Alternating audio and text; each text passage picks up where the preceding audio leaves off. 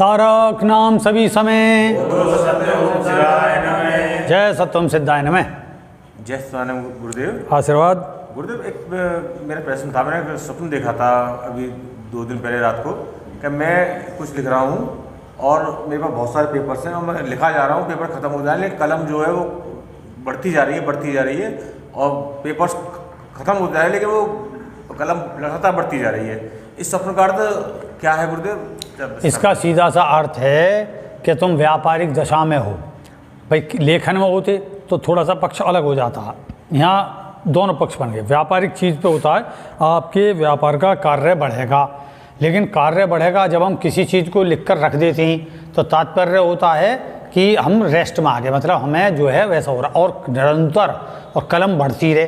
तो इसके नेगेटिव भी पक्ष है इसका कि कलम बढ़ने का तात्पर्य है कि आप पर कर्मों का दायित्व वो ज़्यादा बढ़ेगा और आप उसमें गतिमान, मतलब लिखाई चल रही है, कागज़ों को आप डालते जा रहे हो। तो इसके संबंध में दोनों चीज़ें ध्यान रखें। अगर आपका कोई मुकदमा चल रहा है, आपके और कोई जो है पुरानी फाइलें या कोई चीज़ नहीं हुई हैं, तो वो सब उखेर के एक साथ आके बैठ जाएंगी, आपका कार्य बढ़ जाएगा।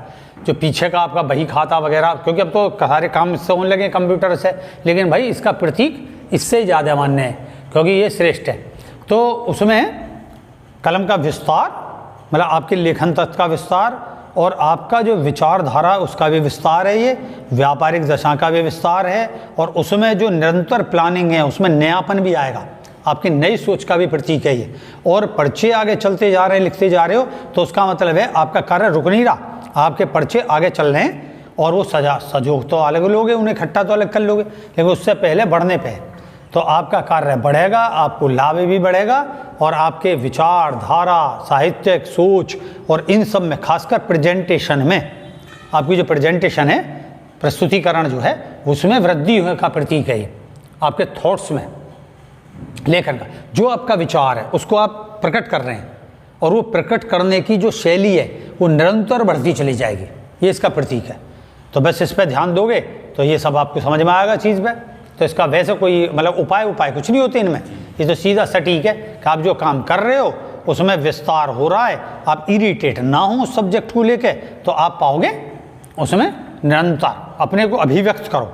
जो आपके अंदर कहीं एक है कि मैं अभिव्यक्त, जैसे कि अभी तुम बोल रहे थे, उस बोलने में ही आप फ्लो नहीं पकड़ रहे, यानी एक जैसे ही आपने शब्द बोला उसके बाद अटके, फिर शब्द बोला फिर अटके, ऐसा लगा तो हमें खुद ही कॉन्फिडेंस लूज सा लगा कि मतलब मैं जो एक स्वप्न को कह रहा हूँ या कोई चीज़ बात कह रहा हूँ उसका जो एंड है, मतलब स्टार्ट उठाया तुमने, मध्य में अटके, एंड में अटके, अर्थात तुम उसके क्लाइमेक्स पे और अंत में जाके अपने को भ्रमित पाते हो, ये सीधा।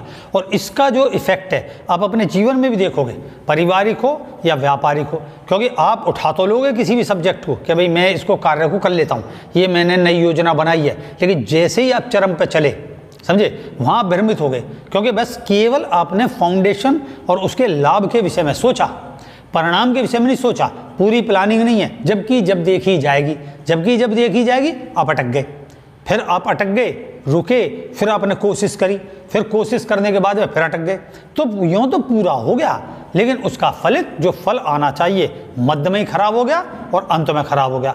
तो आप वाक्य से, जैसे कहते हैं ना, हमारी बोलने की जो मतलब शक्ति है, जैसे मैं हूँ, अब मैं ऐसा शब्द पे अटका तो थूक की वजह से, समझे, कि मैं उसे जैसा बोल रहा हूँ और मैं एकदम थूक सा आया तो उसकी जीभ की वजह से कोई रचना अलग हुई, लेकिन मुझे पता है कि मैं क्यों नहीं बोल पाया, एक्सप्लेन कर दी मैंने तुरंत। तो विषय आता है यही।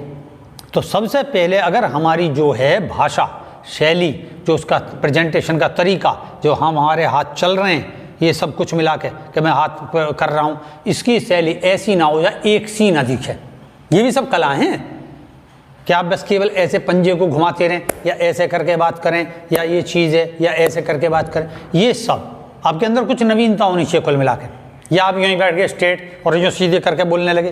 तो यही बोलना स्वप्न के माध्यम से एक दृश्य बन के बोलता है।